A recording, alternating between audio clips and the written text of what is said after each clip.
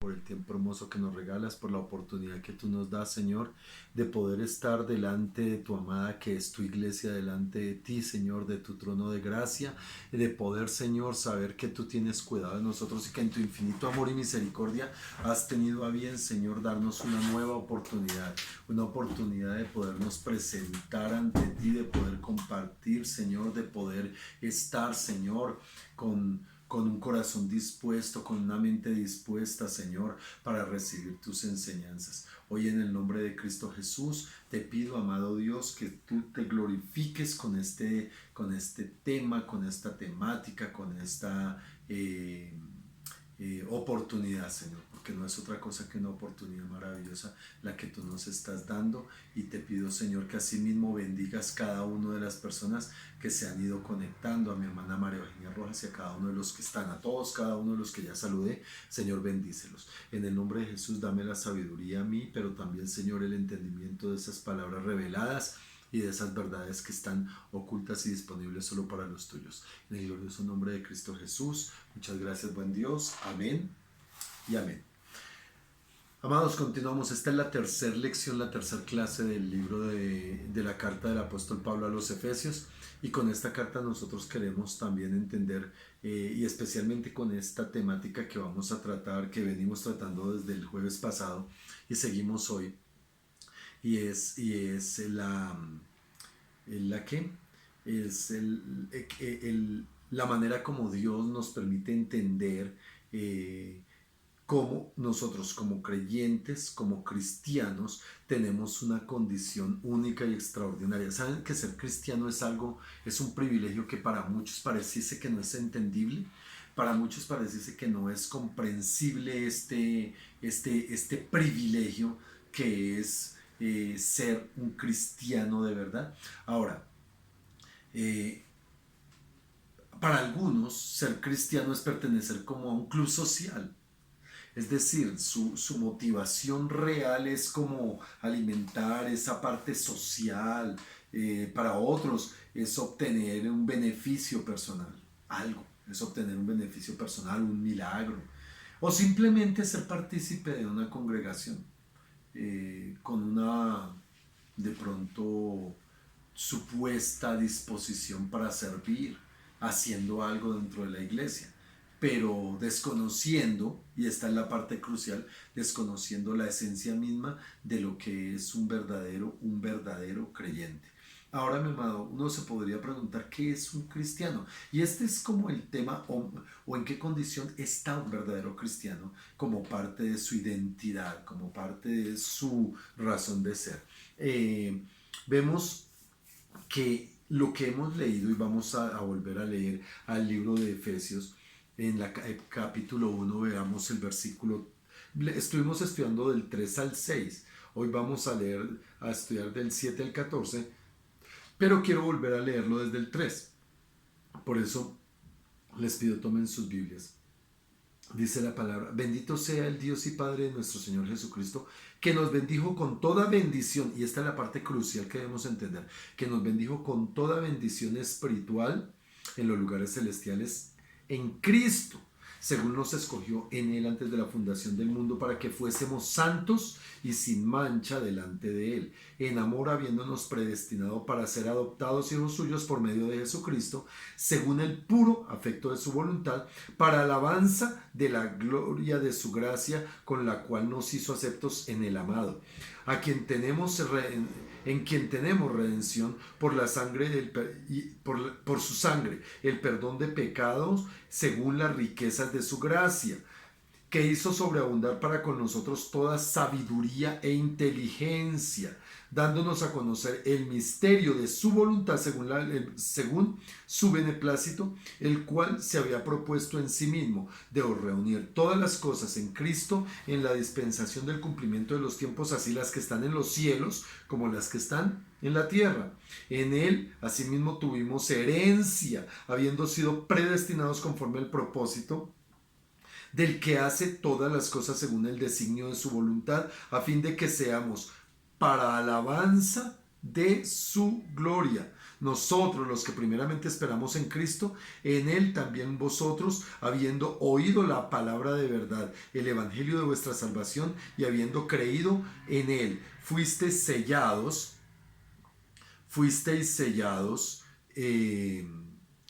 con el Espíritu Santo de la promesa, que es las arras de nuestra herencia hasta la redención de la posesión adquirida para alabanza de su gloria. Amén y amén. Miren, mis amados, que cuando nosotros miramos estos textos, nos damos cuenta que una de las cosas importantísimas es entender que nosotros, y se los expliqué en la última clase, nosotros tenemos bendiciones espirituales en lugares celestiales determinadas en la soberanía de Dios y soberanamente para los que Él escogió.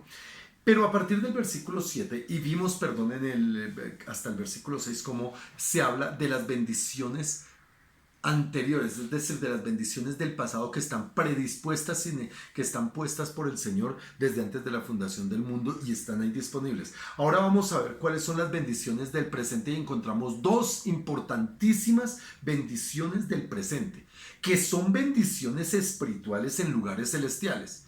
Yo ya les hice un énfasis sobre el peligro que hay de pretender traer como propósito todo lo terrenal, lo material como parte de esas bendiciones. Esas posesiones o según la voluntad del Señor, esas posesiones materiales están en esa libertad, son las añadiduras. Primeramente el reino de Dios y su justicia, luego las añadiduras, que hace parte, sí, de esa soberanía de Dios y de esa su voluntad. Pero miremos esto, en el versículo 7 dice, en quien tenemos redención. O sea, estamos hablando de algo que es ahorita, es ya, es ahora. Los que hemos creído la tenemos, y todo aquel que en Él cree, dice la palabra de Dios, no se perderá sino tendrá vida eterna. Por esa razón, mis amados, es importante comprender que redención, mucho más allá que un simple dicho o una simple opinión o pensamiento, es un estado. Es una condición real en que nosotros los cristianos podemos y debemos estar. ¿Quiénes? Los verdaderos creyentes. Entendiendo que redención, lo que esta palabra en el griego viene de una raíz que traduce o significa quitarse y despojarse de algo. Y lo hacían en referencia mucho a la armadura, lo hacían referencia mucho a esa ropa ajustada, ¿sí? Y hablaba sobre esto de entrar como en un estado de libertad. Yo me pongo a pensar cuando alguien tiene ropa apretada o zapatos apretados y llega y se los quita y eso, más o menos es el sentido, traer como a libertad, a eso se refiere. Pero realmente la redención habla de ese rescate que se hace a una persona por el precio, por el pago de un precio. Ese es el rescate que se hace por pagar un precio. Eso es la redención. Y era lo que se hacía en esos tiempos de Pablo, donde un esclavo se podría comprar y redimir. El pago de ese esclavo lo podría redimir si se quisiera dejar en libertad. O como hoy ocurre, también en esa época ocurría, puede ser porque algo está empeñado, hay que pagar el precio para recuperar algo. Esa redención significa eso, un precio que se da para recuperar algo. Ahora, cuando Pablo escribe esto, en quien tenemos redención por su sangre, hablando de la obra redentora de Cristo en la cruz del Calvario, Pablo estaba dirigiendo hacia un prisionero por el cual se estaba pagando el precio de su libertad. Es decir, que era alguien que necesitaba ser libre, pero no podía por su propia voluntad, sino que era necesario que alguien pagara ese precio. Ahora, nosotros podemos pensar, o más bien aprender, entender cómo era esto de cómo se podía o cómo se terminaba siendo esclavo en la época de Jesús, en la época de Pablo. La primera cosa es ser nacido en cuna de esclavos, es decir, si había un esclavo, una persona que era esclava y tenían hijos, esos hijos nacían esclavos. Eso era una condición tremenda. Esa era una condición tremenda. La segunda manera era que en una guerra invadían y conquistaban, y al conquistar a los que tomaban presos, los tomaban como esclavos. Esa era la otra manera de ser esclavo en esa época. Y la tercera era porque había una deuda por el pago, porque no tenía cómo pagar una deuda, y entonces las personas mismas podían ofrecerse a sí mismos como: venga, yo me hago esclavo y soy libre de la deuda, y quedaba siendo propiedad, obviamente, de aquel al que se le debía. El mismo Señor habla de que la deuda es una esclavitud, y que cuando uno pide prestado se hace esclavo y deudor de aquel que le prestó. Por eso es tan peligroso. Pero miren, mis amados, que espiritualmente hablando, nosotros vemos que nuestra naturaleza caída, por ser una raza caída, nacimos esclavos del pecado. O sea, nuestra naturaleza humana caída desde Adán nos lleva a que nuestra herencia generacional siempre será esclavitud por el pecado. Entonces nacimos esclavos, pero también nosotros terminamos también esclavos porque fuimos conquistados por el pecado y por Satanás. Entonces tenemos dos condiciones más. Somos esclavos porque fuimos conquistados por el pecado que se convirtió en nuestro rey. El pecado se convirtió y nos gobierna. Esa es la condición. Pero la tercera, porque hay una deuda impagable a Dios. Y eso nos lleva a ser esclavos. Y esa es la naturaleza. Nosotros los seres humanos tenemos una naturaleza de esclavitud que pretendemos no reconocerla, que nos hacemos los que no es con nosotros. Ya le hablaré de eso un poquito más. Pero aquí es donde nos damos cuenta que espiritualmente nacemos esclavos. Somos tomados porque hemos sido conquistados por el pecado como esclavos, y tenemos una deuda que nos esclaviza y que es impagable. Entonces podemos declarar con esto que realmente estamos bajo el dominio del pecado y la condenación de la ley. Porque la infracción de la ley es causa de condenación. Hasta ahí es imposible. Y ahí es donde nosotros tenemos que entender que somos redimidos por gracia. Por causa del amor de Dios somos redimidos. ¿Por qué? Porque Dios decide pagar el precio, y este es el regalo, el gran, maravilloso y impresionante regalo que el Señor nos da. Es de las bendiciones más grandes. Estas son las bendiciones del presente. Los que hemos creído somos redimidos. Redimidos. Amén. Somos redimidos. ¿Por qué? Porque es que esa redención fue el pago de sangre que hizo el Señor sobre nuestras vidas o en nuestras vidas. Ahora, tengamos en cuenta esto, mi amado. El apóstol Pablo hace énfasis de esto en varios textos. Por ejemplo, retrocedan ahí un librito y vamos a Gálatas capítulo 3, versículo 13, capítulo 3. Dice: Cristo nos redimió, estamos en Gálatas 3, 13. Cristo nos redimió de la maldición de la ley. Y es importantísimo comprender estos textos, porque hay muchas personas que tuercen los textos y les dan una interpretación incorrecta. ¿Qué quiere decir aquí? Que no nos redimió de la ley. Nos redimió fue de la maldición que genera la ley por causa de nuestra condición de deudores y de pecadores. Y aquí está diciendo que Cristo nos redimió fue de la maldición de la ley, hecho por nosotros maldición, porque está escrito: maldito todo aquel que es colgado en un madero. Entonces, cuando nosotros nos damos cuenta de la obra redentora, entonces podemos comprender, y es la labor que como cristianos debe crecer en nuestro entendimiento a través del conocimiento de la palabra, que nuestros pecados, todos los pecados, fueron perdonados, fueron pagados con un precio muy caro, que fue el precio de la sangre de Cristo. Y escúchenme, cuando nosotros nos damos cuenta de que fuimos redimidos de la maldición de la ley, lo que dice es que fuimos redimidos del castigo que por la ley era justo que nosotros recibiésemos. ¿Sí comprendieron? Que por la ley nosotros debíamos recibir un castigo que era absolutamente justo por causa de la maldición en que vivíamos, por causa de que nosotros estábamos esclavos, éramos esclavos del pecado. Amén. Pero mire también el Señor en Mateo capítulo 20, versículo 28. Mateo 20, 28. Como el Hijo del Hombre no vino para ser servido. Ay, Dios mío, esta no es. Porque el Hijo del Hombre no vino para ser servido, sino para servir. Ah, sí, sí es. Perdón. Porque dice aquí, como el Hijo del Hombre no vino para ser servido, sino para servir y para dar su vida en rescate de muchos. Dar su vida, este es el pago de la redención. Porque Jesús vino para servir como dando su vida. ¿Por quién? Por nosotros. Obviamente por todos y cada uno de aquellos que hemos creído. Y Tito, vayan a Tito que está después de Timoteo.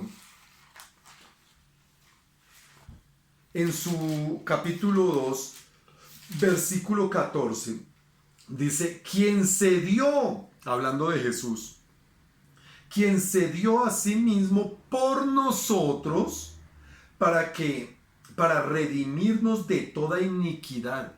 Ojo que aquí es claro cuando dice redimirnos de qué, de toda iniquidad, de toda iniquidad. Y purificar para sí, note el propósito, purificar para sí un pueblo propio, celoso de buenas obras. ¿Saben? Entender que la redención como ese regalo y esa bendición espiritual, porque es que esta es la bendición de eternidad, hermano.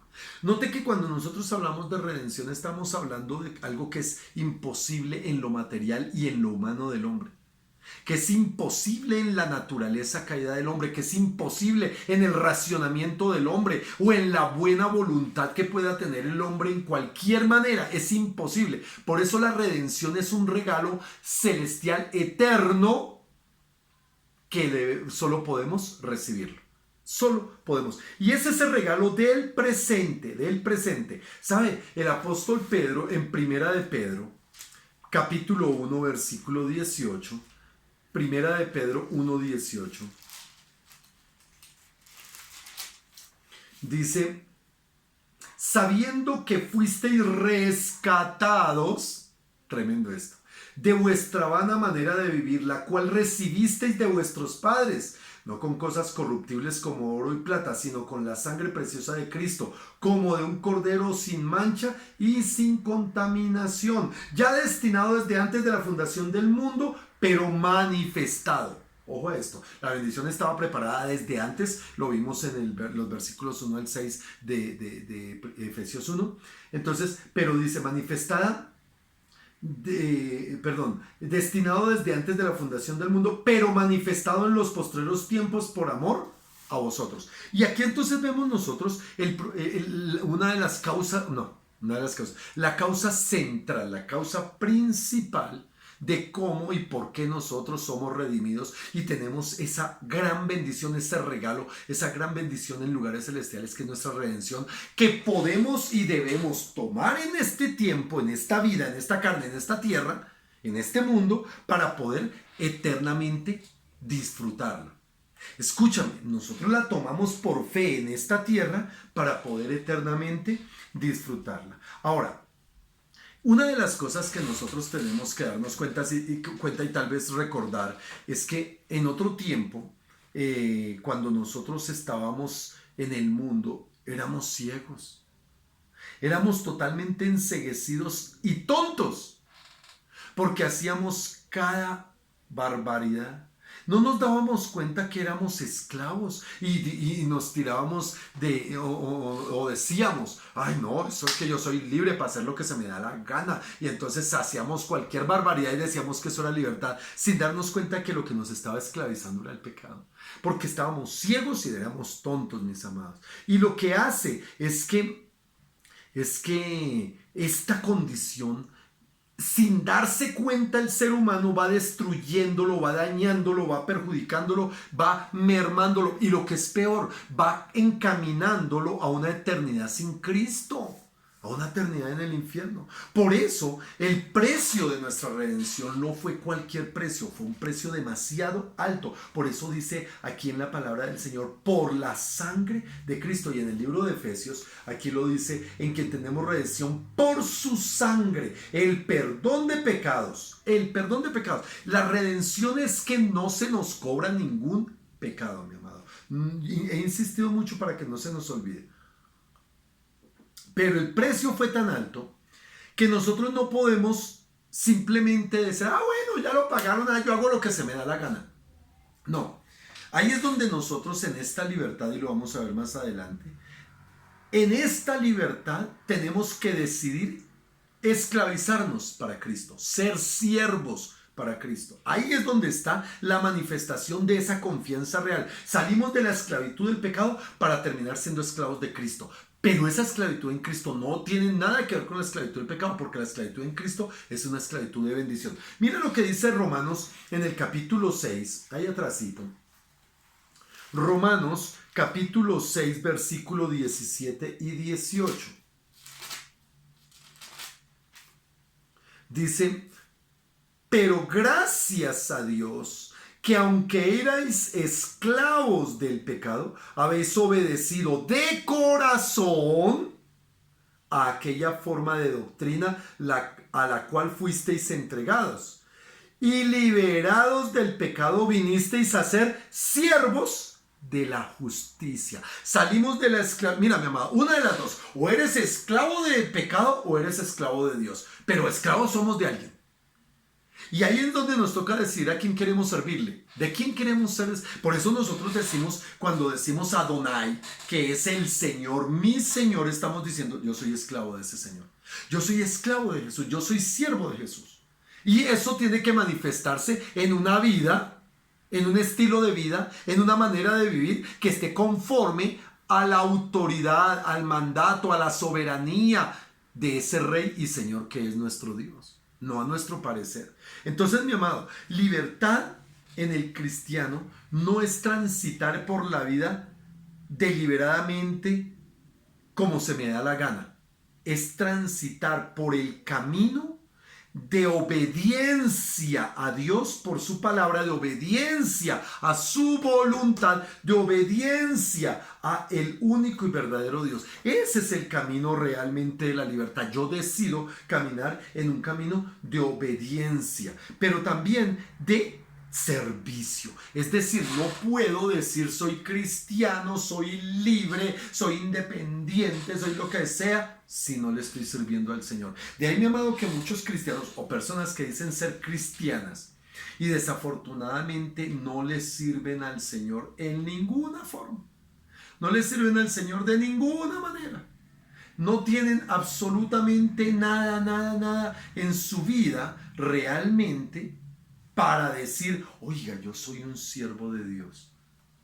Lo dicen de labios, ahí sí, como el Señor dijo en Isaías, este pueblo de labios me honra, pero su corazón está lejos de mí. Hay muchos que hacen así.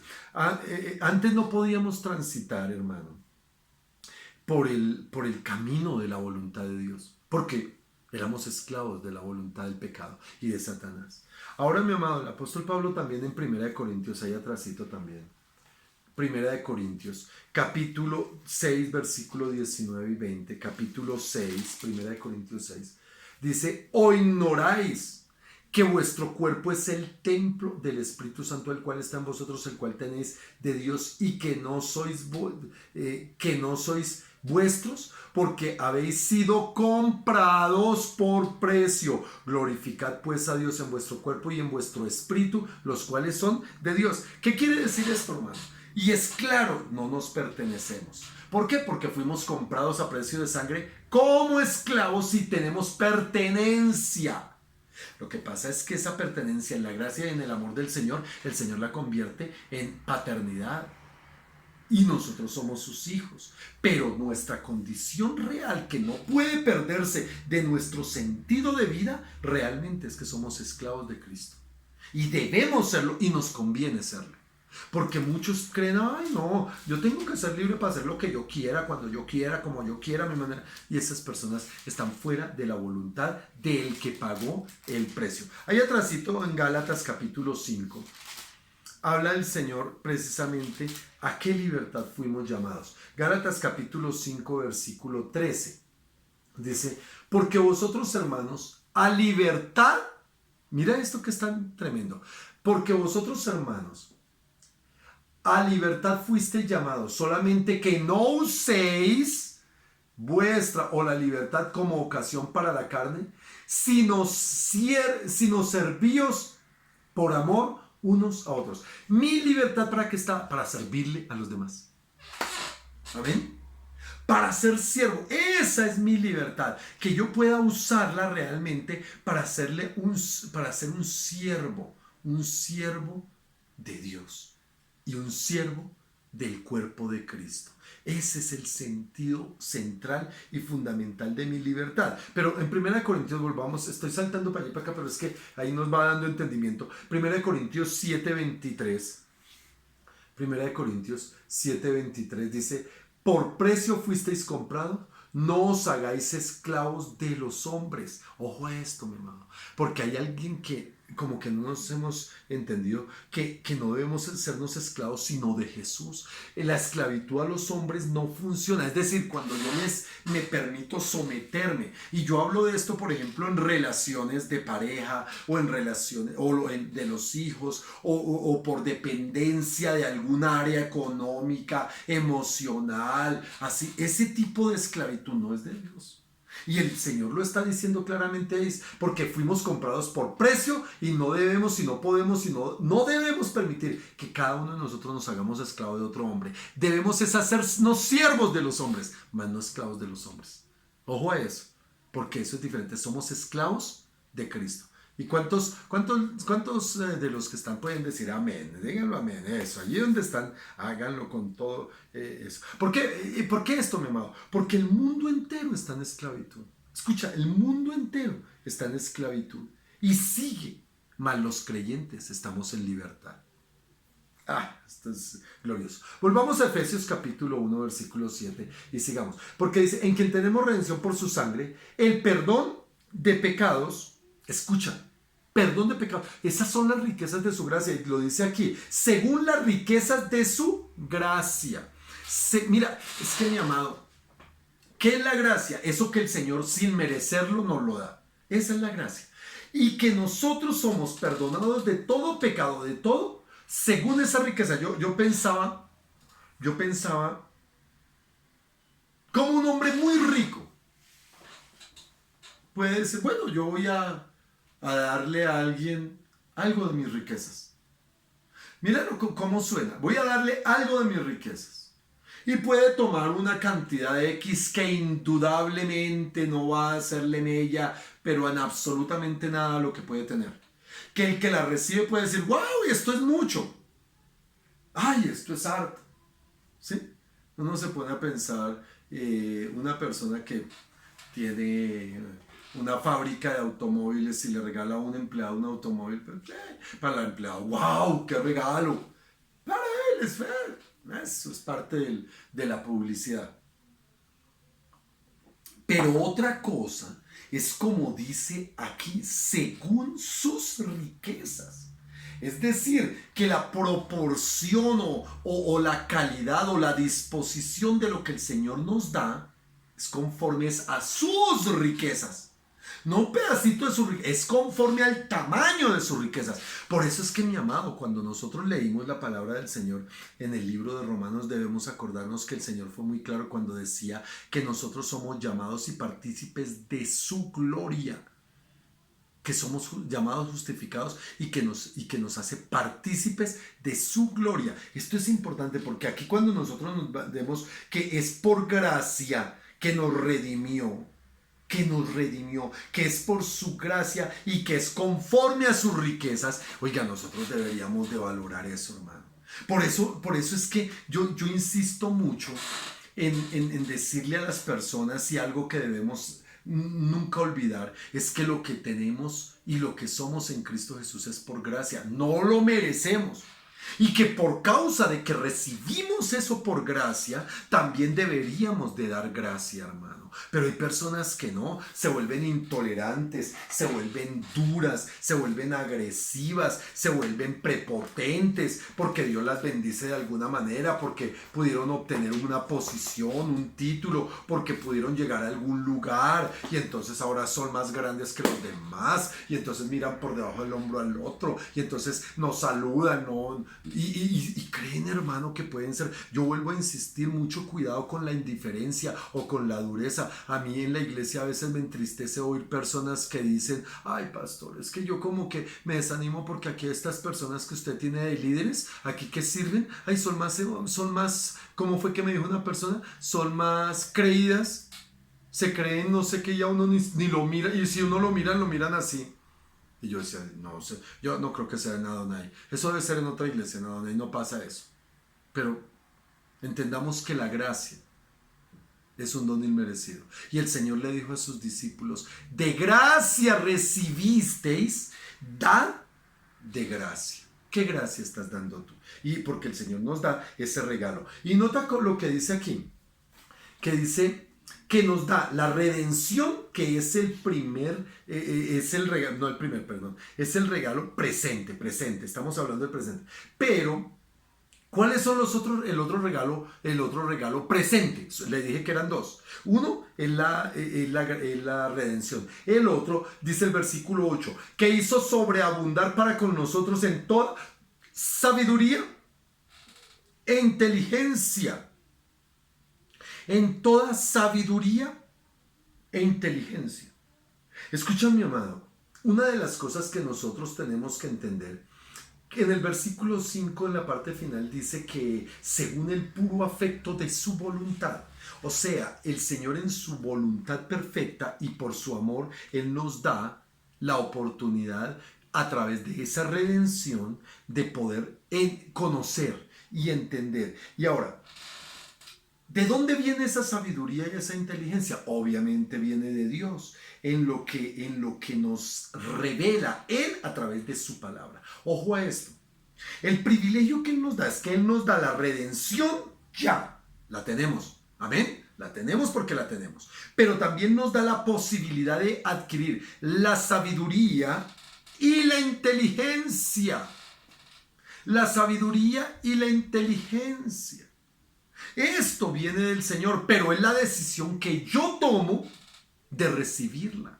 Obviamente la redención yo la recibo por fe, creyendo en Cristo Jesús, pero la sabiduría y la inteligencia, ojo a esto, la recibo por conocer su voluntad, porque precisamente aquí, como dice el versículo 9, dándonos a conocer el misterio de su voluntad según su beneplácito, el cual se ha propuesto en sí mismo. Es decir, ¿cuál es la voluntad del Señor? Está plasmada acá en la palabra. Y Él dice: yo los redimo y como regalo les doy sabiduría e inteligencia en la medida en que ustedes vayan conociendo, vayan permaneciendo en mi palabra, escudriñando mi palabra, y yo se las voy revelando. Entonces el segundo gran regalo es la revelación que nos da en su palabra para ser sabios e inteligentes. Para ser sabios e inteligentes. Entonces nosotros no podemos, hermano, simplemente tomar a la ligera eso de que: ay, sí, amén, soy salvo, amén, amén, porque yo creo en Cristo Jesús, amén, aleluya, amén, amén, amén, amén. No, hermano, y la palabra que: ay, no, pues es que yo me dejo tocar por el Espíritu Santo, por el Espíritu Santo. Entonces, no, hermano, eso no es así, eso no es así. Nosotros tenemos que ser sabios e inteligentes por conocimiento de la palabra, por conocimiento. Mira lo que dice Proverbios capítulo 9, versículo 10. Dice: el temor a Jehová. El temor a Jehová es el principio de la sabiduría, y el conocimiento del Santísimo es la inteligencia. O sea, el tener el temor al Señor y el tener el conocimiento del Señor nos hace sabios o inteligentes. ¿Y eso como respuesta que trae? El gran regalo, la gran bendición espiritual que el Señor tiene para nosotros, que es la revelación. Mira, mi amado, nosotros podemos darnos cuenta, y lo vemos mucho, de personas con muchísimo conocimiento. Y yo desafortunadamente tuve una pequeñísima, fue muy pequeñísima, charla con alguien que tiene mucho, o él cree tener mucho conocimiento, y obviamente niega a Dios. Yo no quise entrar porque Dios me ha enseñado y la palabra me ha enseñado que uno no debe contender por palabra. Pero yo solamente hablé de algo muy sencillo. Y me da cuenta que sí, efectivamente es alguien que lee, que estudia, que escudriña cosas. Pero hermano, tiene conocimiento, pero no tiene revelación. Y así pasa, mi amado. Solo Dios y nadie más que Dios puede dar esa sabiduría y ese entendimiento, esa revelación. Ahora, ¿qué fue lo que hizo el Señor? Se propuso colocar a su Hijo, a Cristo Jesús, como la cabeza de todo.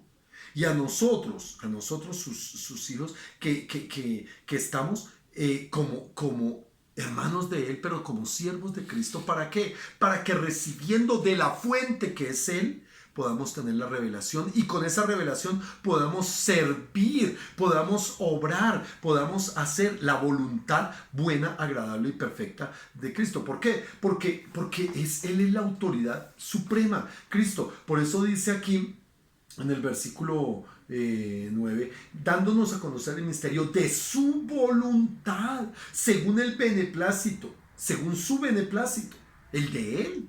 No es lo que nos parece, no es lo que nos gustaría, no es lo que eso. Y el versículo 10 lo dice, y eso fue, dice el beneplácito, el cual se había propuesto en sí mismo, versículo 10, de reunir todas las cosas en Cristo. Aquí es donde nosotros tenemos que entender que todas las cosas nos fueron dadas solamente en Cristo. Todo comienza en Cristo, todo permanece en Cristo y todo termina en Cristo. Dice en el libro de Hebreos, puesto los ojos en Jesús, el autor, en donde se origina y en donde se termina la fe. Entonces nosotros tenemos que entender que todo fue en Cristo, por Cristo, para Cristo, y que nosotros estando en Él lo tenemos. Ahora,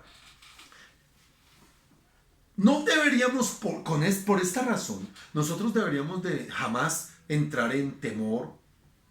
Yo no entiendo por qué hay tanto cristiano temeroso, pero según esta verdad, donde toda la autoridad suprema la tiene Cristo, el control supremo lo tiene Cristo, el dominio supremo lo tiene Cristo, el Señor dice, por nada estéis afanosos, sino sean conocidas vuestras peticiones en oración, súplicas y ruegos delante del Señor.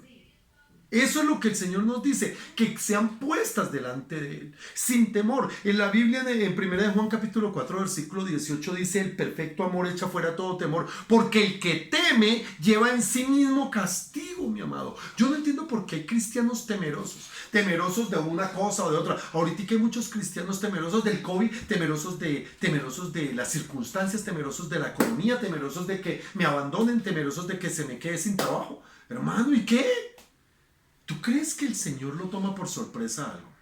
No, mi amado, a Dios nada lo toma por sorpresa. El Señor todo lo sabe, todo lo entiende. Porque hay cristianos amargados. No solo amargados, hay cristianos amargadísimos, hermano.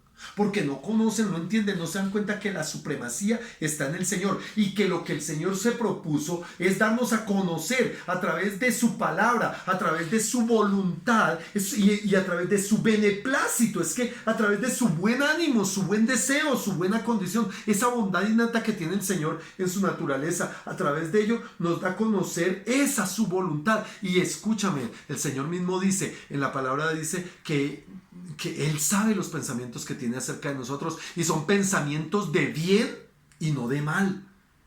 Por eso, mi amado, yo no puedo entender cristianos, o más bien, sí puedo entenderlos, pero quisiera que ellos entendieran que Dios no tiene pensamientos de mal. Y hay personas que viven pensando en que Dios es un Dios que a toda hora los quiere castigar, un Dios que a toda hora los quiere lastimar. No, es un Padre amoroso que dice la Biblia que es grande en misericordia y lento para la ira, que se conduele, que se goza con perdonar a sus hijos y que se conduele por el pecado. Mira, mi amado, esto es importante que nosotros lo entendamos. Por eso aquí en Efesios, adelantémonos un poquito y mira lo que dice Efesios capítulo 5, versículo, Efesios 5, 15, 17, del 15 al 17. Dice, mirad pues con diligencia cómo andéis, no como necios, sino como sabios. Debemos revisar eso. Aprovechando bien el tiempo, porque los días son malos. El que tenga oídos oiga, porque es que, hermanos, si no lo entendemos ahorita, ¿cuándo?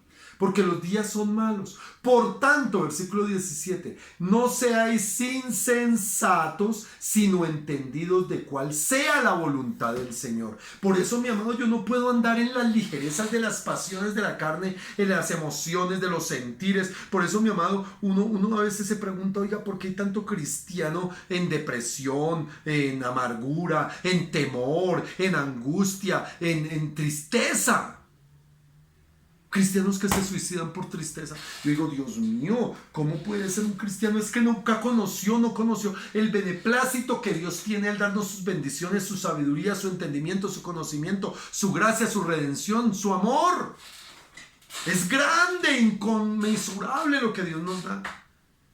Porque uno puede pensar, ay no, es que a mí me dieron una herencia, ay no, ahora sí estoy bien. Y agarre, viene una tragedia y se perdió todo. ¿Y qué? O trabajó toda una vida y viene un terremoto y todo lo que había hecho se le perdió. ¿Y qué?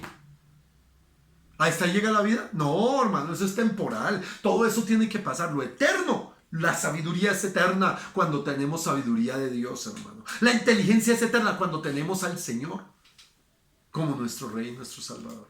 Y de esto es lo que el apóstol Pablo expresa en estos versículos, cuando dice de reunir todas las cosas en Cristo. Mira, mi amado, nosotros tendremos que un día postrarnos delante del Señor si no quisimos hacerlo en esta vida. Perdón, dije mal.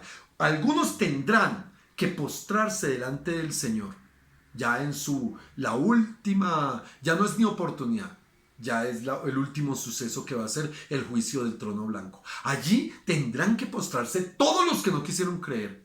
Todos los que, ay no, yo no me arrodillo, yo no me postro, ay no, yo no levanto las manos, ay, yo estoy bien así.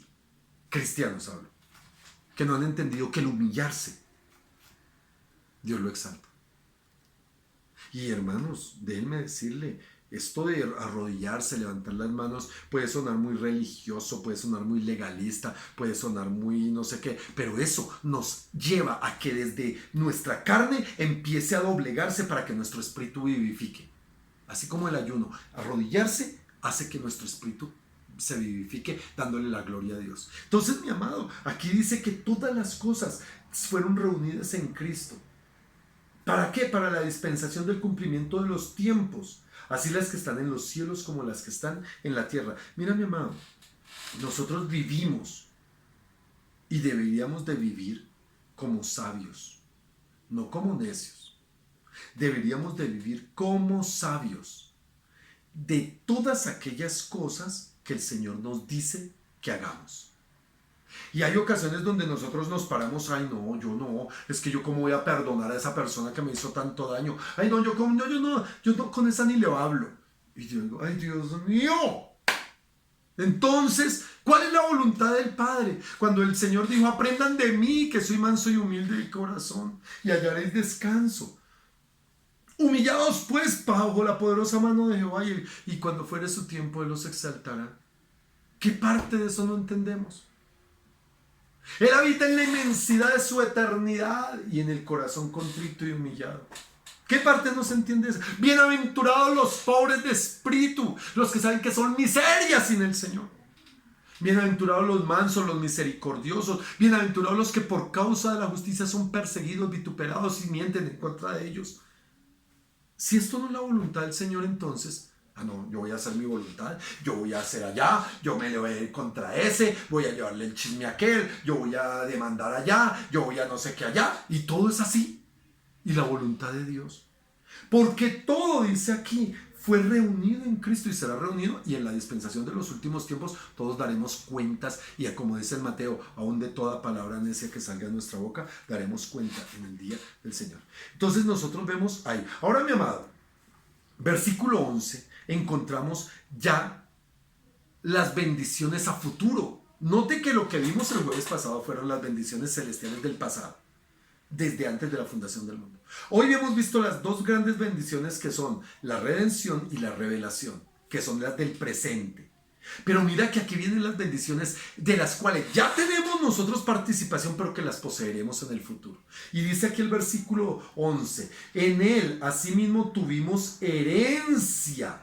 Y nota, mi amado, que aquí hay una cosa increíble, y es que este verbo lo están poniendo en el pasado. Tuvimos. Y era una manera de expresar en las escrituras de aquellos tiempos de algo que era tan seguro, que todavía no lo tenemos, pero que era tan seguro, tan efectivo y tan real, que lo hablaban desde, ya no, es que ya lo tuvimos desde antes. Así es como el apóstol Pablo expresa, pero esto es del futuro. Somos herederos, aun cuando no hayamos entrado en la plenitud de Cristo. Ya somos herederos.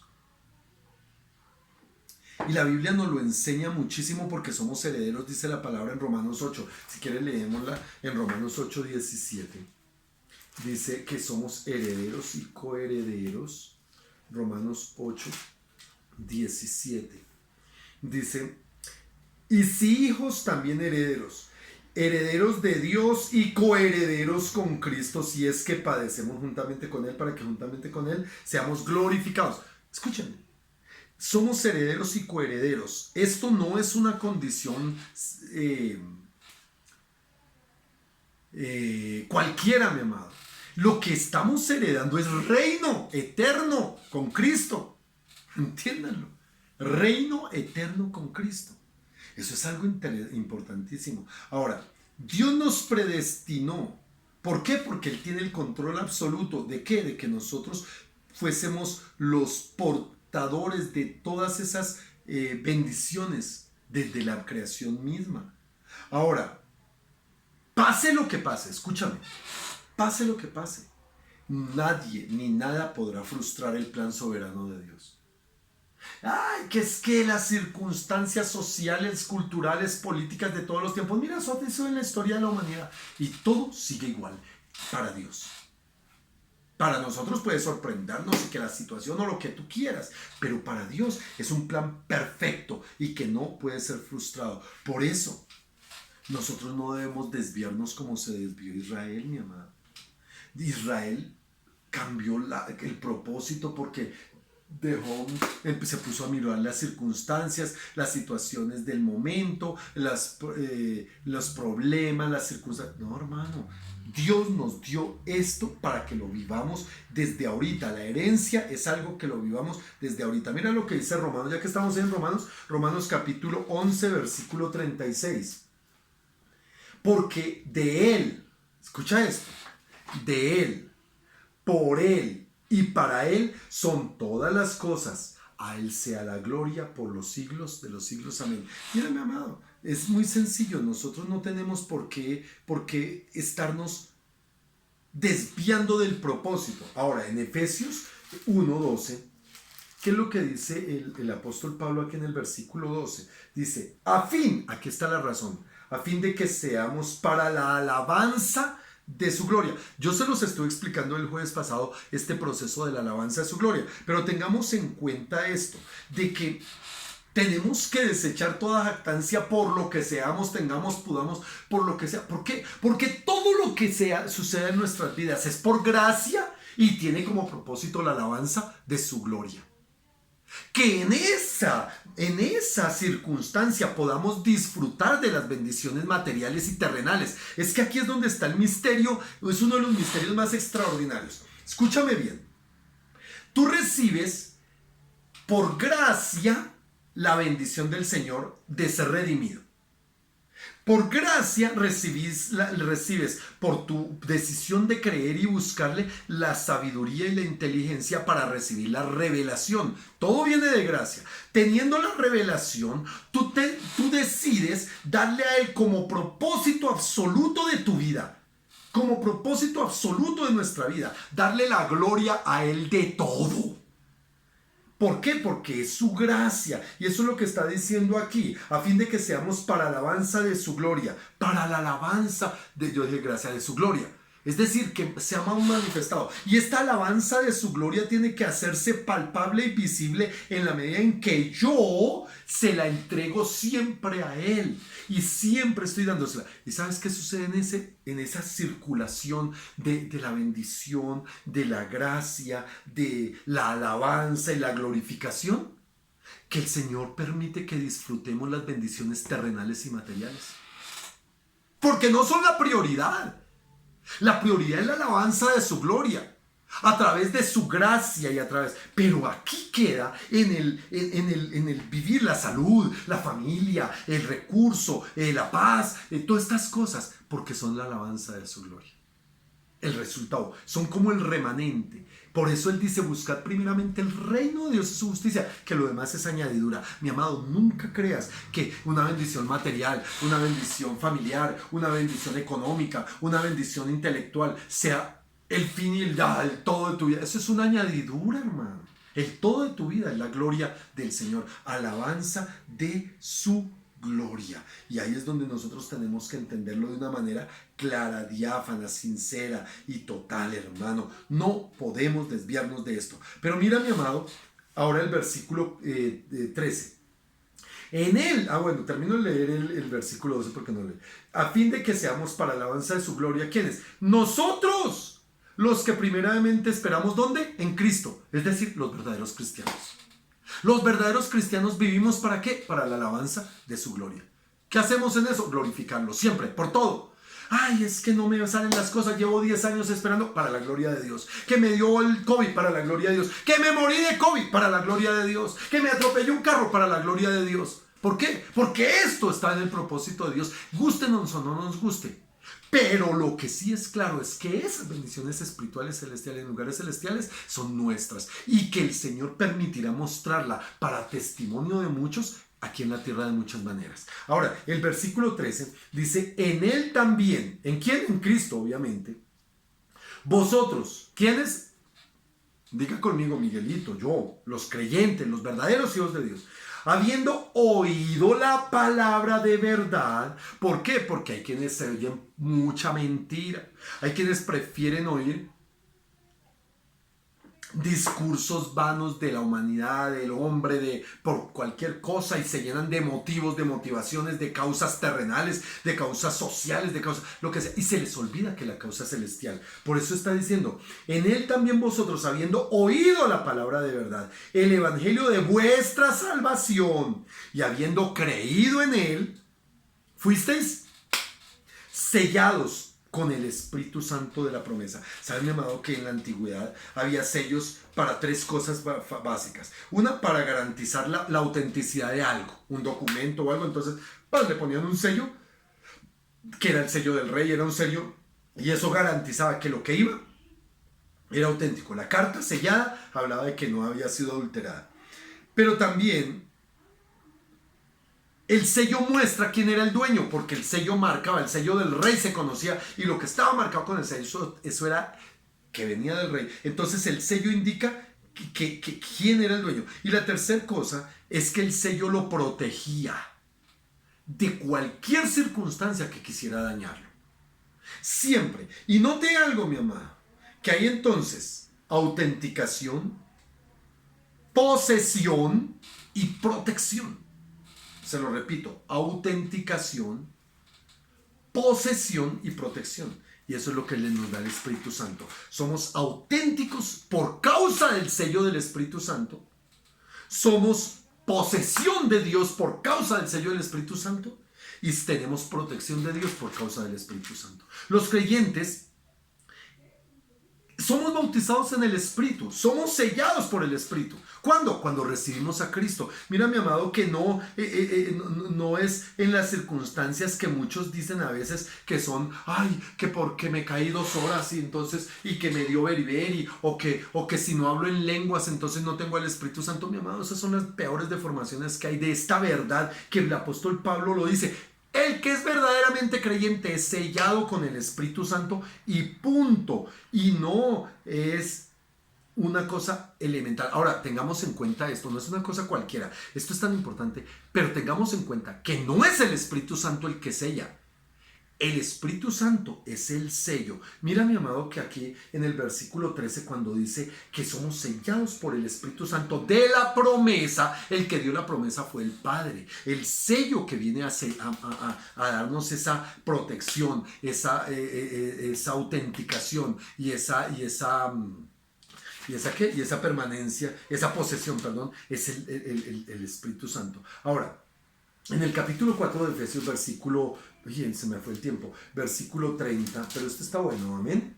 Dice, y no contristéis al Espíritu Santo de Dios, con el cual fuisteis sellados para el día de la redención.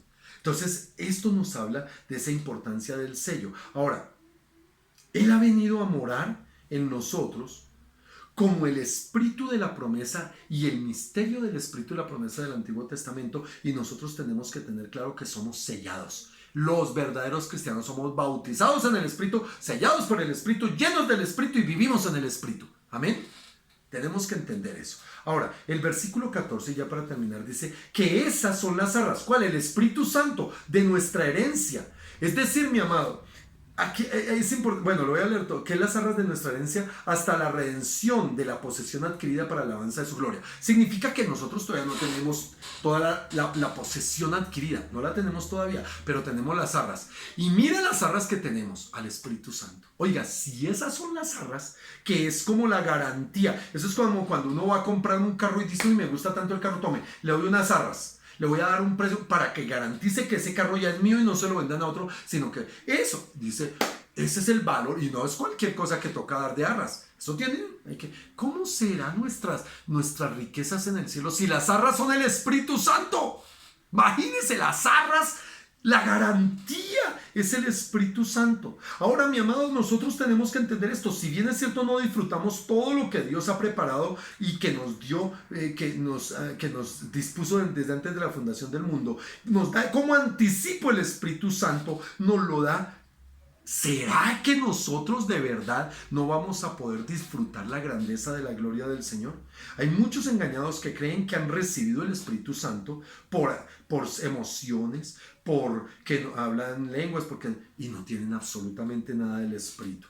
Y dice Romanos 8:9, el que no tiene el Espíritu no es de Dios. Romanos 8:9, el que no tiene el Espíritu no es de Dios. Y termino diciendo 3 evidencias claves de un cristiano que tiene el Espíritu Santo. ¿Cuáles son estas 3? Y esto es importante, mejor dicho, si esto es lo que más guardan, valió la pena esta enseñanza. Las 3 evidencias que el Espíritu Santo está en un cristiano. Primera evidencia, creer sin reservas en Jesucristo.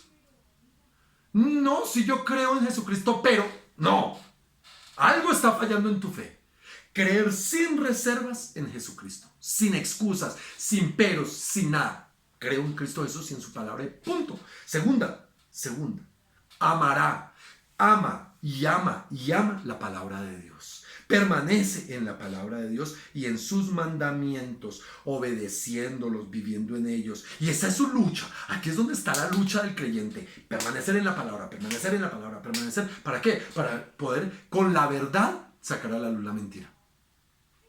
Un verdadero cristiano es alguien que sin reservas cree en el Señor Jesucristo, ama y permanece absolutamente en la palabra de Dios. Y la tercera, ama al pueblo de Dios. Ama el cuerpo de Cristo, ama la iglesia del Señor, ama a sus hermanos y hace todo lo posible por hacerle bien a los demás en la medida de sus posibilidades. Estas son las 3 grandes manifestaciones de alguien que realmente tiene el sello del Espíritu Santo. Y escúchame, entre más crecemos y maduramos, estas evidencias se hacen más visibles, estas evidencias se hacen más reales, estas evidencias se hacen más prácticas en la vida. No es hablar en lenguas, no es tirarse al piso inconsciente, no son emociones extremas, no son cosas, eso es un falso evangelio. La verdadera evidencia del Espíritu Santo está en nuestra fe en Cristo Jesús, nuestra permanencia en la palabra y nuestro amor y unidad como cuerpo de Cristo. Y termino diciendo Gálatas 5:22, el fruto real de ese sello lo dice Gálatas 5:22 más. El fruto del Espíritu es amor, paz, paciencia, benignidad, bondad, fe, gozo y mansedumbre. Entonces, mi amado, con esto nosotros damos por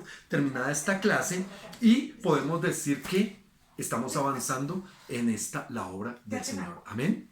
Padre, te damos gracias, Señor, por la alegría que nos das de compartir esta palabra y por el privilegio que nos das de estar en tus atrios, porque estamos en los atrios del Señor. En el nombre de